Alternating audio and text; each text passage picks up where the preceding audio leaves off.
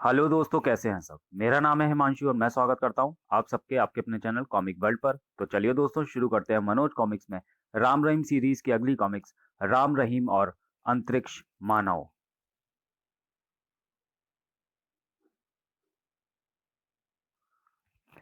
एक बार ब्रह्मांड के अनेक ग्रहों में से दो पड़ोसी ग्रह वार्टोम और जैकुला में भयानक युद्ध छिड़ गया। दोनों ही ग्रह विज्ञान में बहुत उन्नत थे, अतः उनके मध्य होने वाला युद्ध भी वैज्ञानिक था। विज्ञान में काफी उन्नत होने के बावजूद भी जैकुला ग्रह काफी शांति प्रिय था। युद्ध में रुचि न होने के कारण उसे जल्दी ही हार का सामना करना पड़ा। मुकाबला करना मुश्किल है, जल्दी अपने यानों को वापस लौटने का आदेश दो। बहुत अच्छा।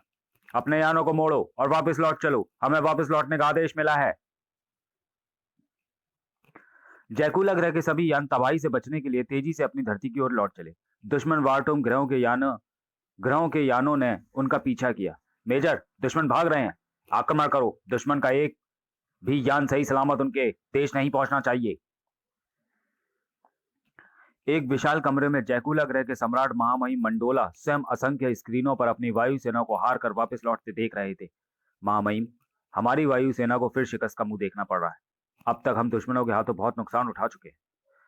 वह जैकुला का अंतरिक्ष कंट्रोल रूम था। हम देख और समझ रहे हैं कमांडर जोरो। इस बार बार की हार से लगता है हमें दुश्मन के सामने घुटने टेक नहीं होंगे। ये आप क्या कह रहे हैं महामहिम। मजबूरी है कमांडर, मैं अपनी प्रजा की जान जोखिम में नहीं डाल सकता। फिर काफी दिन से चल रहे इस युद्ध से हमारी फौज का मनोबल भी टूट चुका है और हम उनसे और मुकाबला करने में असमर्थ हैं। ओह। तभी एक स्क्रीन के सामने कार्यरत व्यक्ति चीख उठा, महामहिम, दुश्मनों ने हमारे यानों को अग्निकिरणों में घेरे में ले लिया है। शायद वे सबको तबाह करने की मंशा रखते हैं। ओह गॉड। ऊपर अंतरिक्ष में। शाबाश, अब आक्रमण करो, एक एक को नष्ट कर दो। जैकुला के यानों में घबराहट फैल गई। दुश्मनों ने हमें अग्नि किरणों में घेर लिया है। मेजर, यंत्रों ने काम करना बंद कर दिया है। हम पूरी तरह उनके जाल में फंस चुके हैं। ओह, लगता है अब मौत निकट है। तभी वार्टोम के यानों ने जैकुला के यानों पर बिना शक किरणों का प्रयोग किया। धूमधाम। अपने तमाम यानों को नष्ट होते देख जैकुला के सम्राट मंडोला का चेहरा उदास हो उठा। उफ, सारे यान नष्ट कर दिए गए। मुझे यानों का नहीं, अपने बहादुर जवानों का दुख है कमांडर, जो यानों के साथ ही मौत की नींद सो गए एक अन्य कमरे में पहुंचकर। अब क्या होगा महामहिम, हम बुरी तरह हार चुके हैं। डर हार का नहीं, डर तो इस बात का है कि अपनी इस जीत पर दुश्मन और अधिक दुस्साहसी हो उठेंगे और तब संभव है वे हमारी धरती पर भी आक्रमण कर बैठे। उफ, तब तो गजब हो जाएगा महामहिम। उन्हें विनाश मचाने से हम किसी भी तरह रोक नहीं पाएंगे। बस यही चिंता मुझे दिन रात खाए जा रही है कमांडर जोरो। यदि उन्होंने हमारे देश को हड़पने के लिए ऐसे कुविचार पर अमल किया तो फिर क्या होगा, कैसे रोकेंगे उन्हें। महामहिम, क्यों ना हम अपने किसी उन्नत मित्र ग्रह से मदद मांगे। मित्र ग्रह? ओह। मित्र ग्रह की चर्चा होते ही किसी विचार से सम्राट मंडोला का चेहरा चमक उठा। आपने भी खूब याद दिलाया कमांडर जोरो। एक मित्र ग्रह से वास्तव में हम सहायता की आशा कर सकते हैं। वह कौन सा ग्रह है महामहिम। पृथ्वी। वहां कई छोटे बड़े देश हैं, उनमें एक देश भारत भी है, जिसका एक बाशिंदा मेरा अभिन्न मित्र है। ओह, क्या नाम है उनका। प्रोफेसर भास्कर। वे एक बहुत बड़े वैज्ञानिक हैं। काफी अरसे पहले मेरी उनसे मुलाकात हुई थी। एक दो बार वह यहाँ भी आ चुके हैं। तब मुझे आदेश दें महामहिम, ताकि मैं उनसे मदद की प्रार्थना कर सकूं। हाँ, तुम उन्हें मेरा पैगाम देना। यदि वे तुम्हारे साथ आ गए तो फिर वारटॉम से हम आसानी से निपट लेंगे। फिर सम्राट मंडोला ने अपने हाथ से एक अंगूठी उतारकर कमांडर जोरो को देते हुए कहा, पहचान के लिए यह अंगूठी तुम उन्हें देना, फिर उन्हें कोई संशय नहीं रह जाएगा। बहुत अच्छा महामहिम। अब मुझे आज्ञा दीजिए महामहिम, मैं सफर की तैयारी करता हूँ। ठीक है, जाओ। जयकुला देवता तुम्हारी यात्रा सफल करे। दूसरे दिन ही एक तीव्र गति वाला आधुनिक उपकरणों से लैस यान जयकुला ग्रह से उड़ा। जब वह आकाश गंगा की गहराई में पहुंचा, वार्टोम के निरीक्षक निरीक्षक यानों की दृष्टि उस पर पड़ी। वह जैकुला ग्रह का यान मालूम देता है। हाँ, किसी दूसरे ग्रह को जा रहा लगता है। तब जनरल मॉन्टो से आदेश प्राप्त करो कि उसके साथ क्या किया जाए। ओके। हेलो हेलो कैप्टन हिंक स्पीकिंग, बोलो। शीघ्र ही वार्टोम ग्रह के अंतरिक्ष कंट्रोल रूम से उसका संपर्क जुड़ गया। यस, क्या रिपोर्ट है कैप्टन हिंक। सर, जैकुला का एक यान इस समय हमारी नजर में है। ओह, उसकी गतिविधि। वह अंतरिक्ष सीमा से बाहर जा रहा है, शायद किसी अन्य ग्रह की ओर। जरूर वह किसी अन्य ग्रह से मदद मांगने जा रहा होगा। नष्ट कर दो उसे। Yes sir.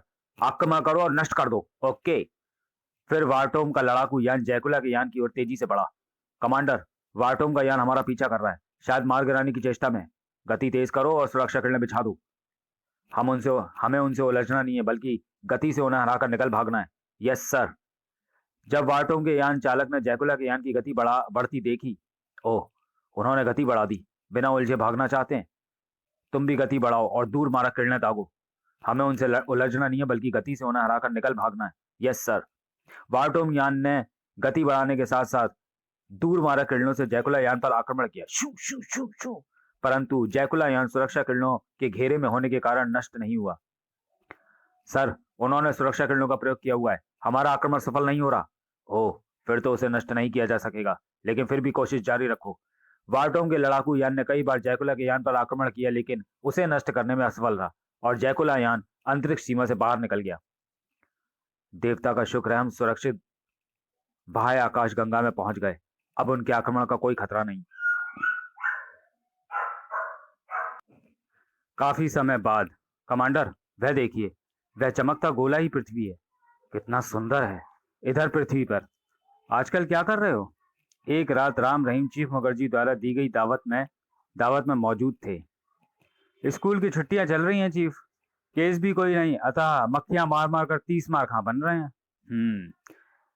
वैसे चीफ अंकल, हम ये सोच रहे हैं कि कुछ दिनों के लिए किसी हिल स्टेशन पर घूमाएं। विचार बुरा नहीं, लेकिन जाने से पहले खबर जरूर करते जाना। पार्टी खत्म होने पर राम रहीम ने चीफ से विदा ली। रात काफी हो चुकी है, अतः संभल कर जाना। चिंता न करें chief uncle, good night. Ram ने मोटरसाइकिल पूरी गति के साथ अपने घर की ओर दौड़ा दी। जब वे पहाड़ी मार्ग से होकर गुजर रहे थे तो सहसा जैसे बिजली सी चमकी। अरे, ये चमक कैसी? लेकिन वह चमक केवल पल भर के लिए हुई थी। दूसरे पल चारों ओर पहले जैसा ही अंधकार फैल गया। आकाश तो साफ है, फिर ये बिजली की चमक कैसी थी? समझ में तो मेरी भी नहीं आया। तभी रहीम, जो गौर से आकाश की ओर देख रहा था, अचानक आश्चर्य से चीख उठा, राम भैया, गाड़ी रोको। क्यों, क्या हुआ? राम ने चौंक कर तुरंत गाड़ी रोक दी। वह देखो, अरे, आकाश में कोई चमकदार वस्तु दिखाई दे रही है। पता नहीं क्या बला है, शायद वह चमक इसी वस्तु से उत्पन्न हुई थी। वह नीचे धरती की ओर ही आ रही है। उस चमकदार वस्तु के निकट आने पर, अरे, ये तो कोई अंतरिक्ष यान मालूम देता है। हाँ, काफी विचित्र किस्म का है, हमारी पृथ्वी का तो नहीं हो सकता। वास्तव में वह यान जाकुला ग्रह का था। जब वह काफी नीचे उतर आया, वह यान ही है, जरूर किसी अन्य ग्रह से आया है। बहुत सुना था, लेकिन देखने को पहली बार मिल रहा है। देखो, वह पहाड़ी के उस तरफ जा रहा है। हाँ, शायद उतरने की चेष्टा में है। फिर देखते ही देखते वह यान पहाड़ी के दूसरी ओर जाकर उनकी नजरों से ओझल हो गया। चलो देखते हैं कौन है वे लोग। मोटरसाइकिल यहीं रहने दें, उस तरफ नहीं जा सकेगी। ठीक है, चलो। राम, वे हमें नुकसान भी तो पहुंचा सकते हैं। यार, तुम हर समय बुजदिलों की बातें मत किया करो। बुजदिल होगे तुम, मैं तो तुम्हें सावधान कर रहा था। लो, मैं आगे आगे चलता हूँ। जल्दी ही जोश में आ गया, वरना सिर खाता। कुछ देर बाद दोनों पहाड़ी के दूसरी ओर पहुंचे। यहाँ तो कोई भी नहीं, लेकिन वह यान उतरा यहीं कहीं है। चलो उस तरफ देखते हैं। उधर कुछ उधर कुछ ऊंचे पहाड़ों के मध्य जैकुला ग्रह का यान सकुशल उतर चुका था। यान के भीतर एक कक्ष में, कमांडर, पृथ्वी पर तो हम सकुशल उतर आए, लेकिन भारत देश व प्रोफेसर भास्कर को कैसे तलाश करेंगे? कोई ना कोई उपाय करेंगे ही कर्नल टोपो। फिलहाल तुम कुछ सैनिकों को लेकर इस स्थान के आसपास का निरीक्षण कराओ। Okay sir. कर्नल टोपो यान के सैनिक कक्ष में पहुंचा। तुम में से 4 मेरे साथ आओ, लेकिन विद्युत टॉर्च व हथियार लेना ना भूलना। Yes sir. कुछ देर बाद कर्नल टोपो 4 सशस्त्र व्यक्तियों के साथ यान से बाहर निकला। सावधान रहना, खतरा होने पर गनों का निसंकोच प्रयोग कर सकते हो। हम समझ गए। फिर वे पहाड़ियों पर इधर उधर घूमने लगे। जनाब, यह जगह तो बिल्कुल उजाड़ व वीरान लगती है। हाँ, लेकिन हमारे लिए सुरक्षित है।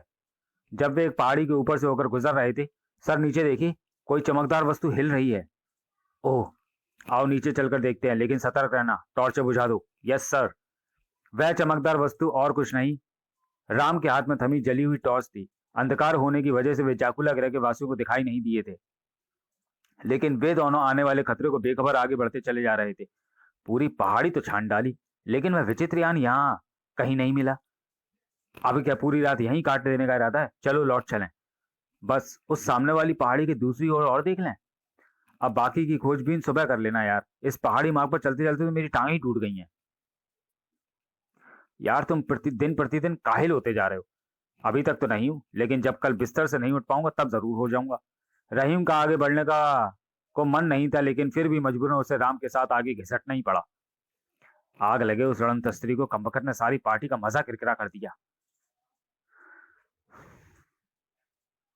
वह देखो, यह रास्ता तंग जरूर है, लेकिन दूसरी तरफ पहुंचने में देर नहीं लगेगी। तो बढ़ो भी आगे। राम रहीम को इस बात का तनिक भी आभास नहीं था कि जिनकी तलाश में वो घूम रहे हैं वे उनके बिल्कुल निकट पहुंच चुके हैं। ये दो दो लड़के हैं और शायद हमें ही तलाश कर रहे हैं। हाँ, इनकी बातचीत से तो यही लगता है। शायद इन्होंने हमारे यान को नीचे उतरते देख लिया होगा। तब तो इन्हें खत्म कर देना चाहिए। मूर्खतापूर्ण बातें मत करो, इन्हें जिंदा ही पकड़ो। शायद हमारा उद्देश्य इनसे ही पूरा हो जाए। Okay sir. और इधर इससे पहले कि राम रहीम पहाड़ी में बने उस तंग मार्ग पर आगे बढ़ते, उन लोगों ने उन्हें घेर लिया। खबरदार, जहां खड़े हो वहीं खड़े रहो, वरना जलाकर राख कर दिए जाओगे। अरे कौन? चेतावनी सुन राम रहीम तेजी से पलटे। फिर अजीब सी वेशभूषा में 5 व्यक्तियों को सामने देख मनी मन चौंक उठे। अंतरिक्ष मानव ही लगते हैं। मारे गए। आखिर वही हुआ जिसका डर था। आखिर फंसी गए खतरे में। कुछ देर तक उन्हें ठगे से खड़े खड़े देखते रहने के पश्चात वे दोनों संभले। कौन है आप लोग और क्या चाहते हैं? हम दूसरे ग्रह के वासी हैं। हमारे देश का नाम जयकुला है। और तुम लोग? हम पृथ्वीवासी हैं। ये तो हम भी जानते हैं कि ये पृथ्वी ग्रह है, लेकिन इस देश का और तुम्हारा नाम क्या है? क्योंकि हमने सुना है यहाँ बहुत से देश हैं। आपने ठीक ही सुना है। मेरा नाम राम है और मेरा रहीम। यह भारत देश है और हम दोनों भारतवासी ही हैं। भारत? भारत? भारत का नाम सुनकर सभी के चेहरे प्रसन्नता से खिल उठे। क्या तुम हमें बता सकोगे कि प्रोफेसर भास्कर हमें कहाँ मिलेंगे? प्रोफेसर भास्कर? प्रोफेसर भास्कर का नाम उनके मुख से सुनकर राम रहीम चौंक उठे। प्रोफेसर भास्कर से अच्छी तरह परिचित थे, क्योंकि प्रोफेसर भास्कर देश के एक महान वैज्ञानिक थे। आप लोगों को प्रोफेसर भास्कर की तलाश क्यों है? कहीं ये प्रोफेसर का अपहरण करने के उद्देश्य से ही तो धरती पर नहीं आए? केवल हमारे ही प्रश्नों का उत्तर दो छोकरे। तब सुनो, हम उन्हें अच्छी तरह जानते हैं, लेकिन बताएंगे नहीं। बको मत नादान छोकरे। यदि जानते हो तो उनका पता होता, वरना मार डाले जाओगे। हरगिज नहीं। और तब तक नहीं जब तक तुम अपना उद्देश्य नहीं बताओगे। उनका दृढ़ निश्चय देख कर्नल टोपो सोच में पड़ गया। काफी दिलेर एवं बहादुर लगते हैं। कमांडर के पास ले जाना ही उचित होगा। मन ही मन निर्णय लेने के पश्चात, ठीक है, मत बताओ, लेकिन यदि तुम दोनों अपनी भलाई चाहते हो तो चुपचाप हमारे साथ चलो। कहाँ ले जाना चाहते हो हमें? अपने यान में। बाकी बातें वहीं करेंगे। ओह, शायद प्रोफेसर के बारे में उगलवाने को मजबूर करेंगे। लेकिन मजबूरी थी। राम रहीम को उनका कहाँ मानना पड़ा। जरूर ये लोग हमारा भर्ता बनाकर डिनर में प्रयोग करेंगे। पता नहीं प्रोफेसर की तलाश इन्हें क्यों है। मालूम करना ही पड़ेगा। मार्ग वही था जहां से राम रहीम के साथ पहाड़ी के दूसरी ओर जाने का इरादा रखता था। फिर जब वे उस पहाड़ी के दूसरी ओर पहुंचे, ओह, काफी बड़ा और लड़ाकू यान प्रतीत होता है। इधर यान के भीतर एक विशेष कक्ष में कमांडर कर्नल टोपो व सैनिक वापस लौट आए हैं, लेकिन उनके साथ पृथ्वी के 2 लड़के भी हैं। क्या द्वार खोल दिया जाए? ओह, शायद कर्नल टोपो को सोचकर ही उन्हें लाया होगा। द्वार खोल दो, परंतु सभी को सावधान कर दो। हम किसी किस्म का खतरा मोल नहीं लेंगे। Yes sir. इधर राम रहीम जैसे ही उन 5 के साथ यान के निकट पहुंचे, यान का द्वार खुल गया और एक सीढ़ी बाहर निकल आई। द्वार खोल दिया गया है, लेकिन उन्हें हमारे आने का पता कैसे चला? जरूर भीतर मौजूद लोग हमें देख रहे हैं। तुम वास्तव में समझदार हो। भीतर स्क्रीन पर हमारी एक एक हरकत को देखा जा रहा है। चलो भीतर चलो। ओह। राम रहीम भीतर प्रविष्ट हुए। सामने उन्हें कुछ और सशस्त्र व्यक्ति दिखाई दिए। उनमें से एक ने कर्नल टोपो को संबोधित करके कहा, कर्नल टोपो, कमांडर कक्ष नंबर 2 में आपकी प्रतीक्षा कर रहे हैं। ठीक है, चलो छोकरो। फिर वे यान के भीतर ही एक गलियारे में आगे बढ़ने लगे। अब उनके साथ केवल कर्नल टोपो ही था, बाकी सब वहीं रह गए थे। यह यान तो, यह कोई बहुत बड़ा मकान। वास्तव में काफी आश्चर्यजनक है। घर जैसी पूरी सुविधा यहाँ मौजूद है। कुछ देर बाद वे कक्ष नंबर 2 में कमांडर जोरो के सामने मौजूद थे। कौन है ये लड़के? सर, ये भारतवासी हैं। यहीं पहाड़ियों में हमारी तलाश करते हमें मिले। शायद हमारे यान को उतरते ही ये दोनों देख चुके थे। भारत का नाम सुनकर कमांडो जोरो प्रसन्नता से उछलता हुआ बोलो, क्या हम इस समय भारत की धरती पर हैं? निश्चित रूप से इस समय आप लोग हमारे देश भारत की धरती पर ही हैं। कमांडर, आपको यह जानकर भी प्रसन्नता होगी कि ये दोनों प्रोफेसर भास्कर से भी परिचित हैं, इसलिए मैंने यहाँ लेकर आया हूँ। शाबाश, ये तुमने बहुत अच्छा किया कर्नल टोपो। लेकिन कमांडर, यह प्रोफेसर भास्कर के बारे में हमें कुछ भी बताने के लिए तैयार नहीं। ओह, क्यों? इसलिए कि कहीं आप लोग उन्हें नुकसान पहुंचाने की कोशिश करें, और यह भी हो सकता है कि आप उनका अपहरण करने की कोशिश करें। ऐसी कोई बात नहीं है बच्चों। दरअसल हम उनके पास मदद के लिए आए हैं। कैसी मदद? सब कुछ साफ साफ कहिए। विश्वास होने पर हो सकता है हम आपको उनके बारे में बता दें। कुछ देर सोचने के पश्चात कमांडर जोरे ने राम रहीम को सारी कहानी सुना दी। लेकिन इसका क्या प्रमाण है कि आपने जो कुछ कहा वह सच ही है? तुम बहुत शक्की हो। खैर, फिर जोरो ने अपने सम्राट द्वारा दी गई अंगूठी निकालकर उन्हें दिखाते हुए कहा, प्रमाण के लिए हमारे पास सम्राट की यह अंगूठी है, जिसे प्रोफेसर भास्कर पहचान लेंगे, क्योंकि वे हमारे सम्राट से अच्छी तरह परिचित हैं। अब इनकी बात पर विश्वास करना ही होगा। सोचने विचारने के पश्चात राम बोला, ठीक है, प्रोफेसर भास्कर को कल आपसे मिला दिया जाएगा। यह अंगूठी आप हमें दे दीजिए। ठीक है प्रोफेसर, सॉरी, नहीं, ऐसा नहीं हो सकता। यदि तुमने हमसे धोखा किया तो तुम हमें केवल उनका पता बता दो, हम स्वयं उनसे कांटेक्ट कर लेंगे। धोखा आप भी तो दे सकते हैं। वैसे विश्वास रखिए, यदि प्रोफेसर ने अंगूठी को पहचान लिया तो कल वे आपके सामने होंगे, वरना आपकी अंगूठी आपको वापस लौटा दी जाएगी। अगर आपको मुझ पर विश्वास नहीं तो मेरा साथी मेरे लौटने तक आपके पास अमानत के तौर पर रहेगा। हमें मंजूर है। राम का निर्णय सुन रहीम सकपका गया। लेकिन राम भैया, चिंता मत करो रहीम, ये तुम्हें कोई नुकसान नहीं पहुंचाएंगे। रहीम खामोश हो गया। कमांडर जोरो ने अंगूठी राम को देते हुए कहा, ये लो अंगूठी, लेकिन एक बात ध्यान रखना, हम ज्यादा लोगों की निगाहों में नहीं आना चाहते, अतः हम लोगों के यहाँ आने की बात फैलने ना पाए। आखिर बलि का बकरा मुझे ही बनाया गया। मेरी ओर से तो वादा रहा कमांडर, लेकिन यदि आपके यान को हमारे अंतरिक्ष अनुसंधान केंद्र ने देख लिया होगा तो फिर आपके यान की खोजबीन शुरू हो चुकी होगी। ओह, खैर देखा जाएगा। फिर राम को यान से बाहर कर दिया गया। सुनो लड़के, कल तक लौट जरूर आना, वरना तुम्हारे साथी की जान खतरे में पड़ जाएगी। निश्चिंत रहिए। पहाड़ों के मध्य से निकलकर राम सड़क के किनारे खड़ी अपनी मोटरसाइकिल के निकट पहुंचा। गनीमत है मोटरसाइकिल सही सलामत खड़ी है, वरना घर पहुंचना ही कठिन हो जाता। फिर उसे स्टार्ट कर वह घर की ओर चल पड़ा। लेकिन मम्मी डैडी को रहीम के बारे में क्या कहूंगा? आज भी कोई ना कोई बहाना बनाना ही पड़ेगा। काफी रात गए राम घर पहुंचा। द्वार पर ही उसका सामना अपने मम्मी डैडी से हो गया। इतनी रात कर दी, कहाँ रह गए थे? चिंता के मारे हमारी तो जान सूखी जा रही थी। अरे, रहीम कहाँ है? मम्मी, मोटरसाइकिल के मार्ग में खराब होने के कारण देरी हो गई और रहीम मुखर्जी अंकल के यहीं रह गया है, कल सुबह तक आ जाएगा। मिस्टर मुखर्जी से राम के माता पिता परिचित अवश्य थे, लेकिन ये नहीं जानते थे कि वे बाल सीक्रेट सर्विस के चीफ हैं और राम रहीम उनके एजेंट। राम के उत्तर से कर्नल राघव और राधा देवी संतुष्ट हो गए। फिर उनसे विदा ले राम सीधा अपने कमरे में पहुंचा और अभी उन्हें फोन कर दूं, सुबह जाकर मिल लूंगा। राम का विचार ठीक ही निकला। अंतरिक्ष अनुसंधान केंद्र की शक्तिशाली दूरबीनों ने जैकुला के यान को देख लिया था।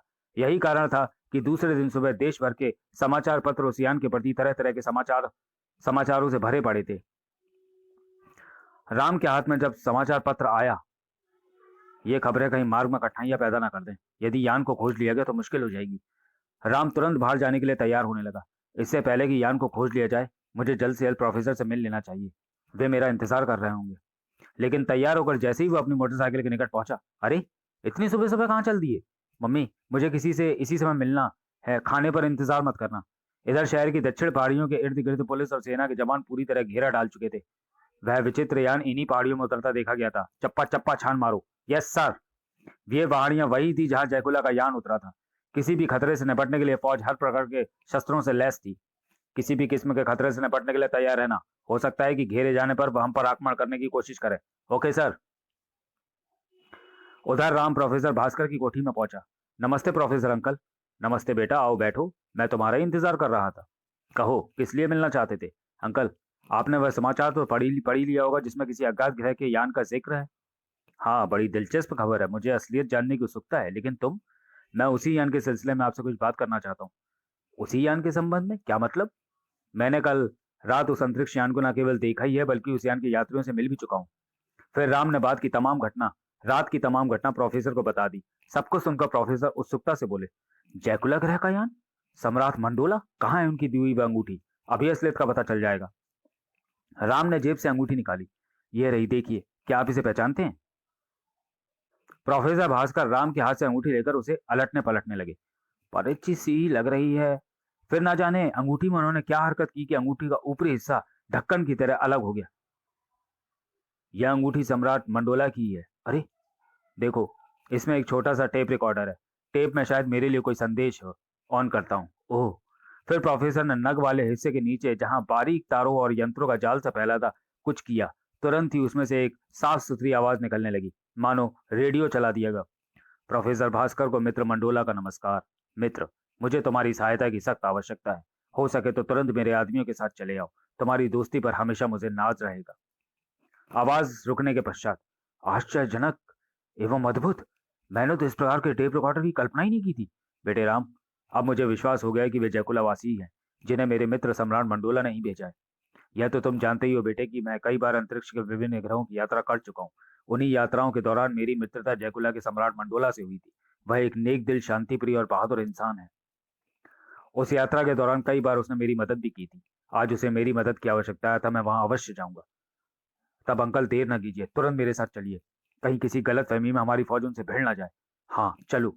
तुरंत ही दोनों एक कार में बैठकर शहर की दक्षिणी पहाड़ियों की चल पड़े। प्रोफेसर अंकल, मेरा आपसे एक निवेदन है। हाँ हाँ, कहो। इस अंतरिक्ष यात्रा में आप रहीम और मुझे भी अपने साथ रखें तो मुझे अति प्रसन्नता होगी। काफी समय से ब्रह्मांड के अन्य ग्रहों को देखने की हमारी भी बहुत इच्छा है। नहीं, ये संभव नहीं।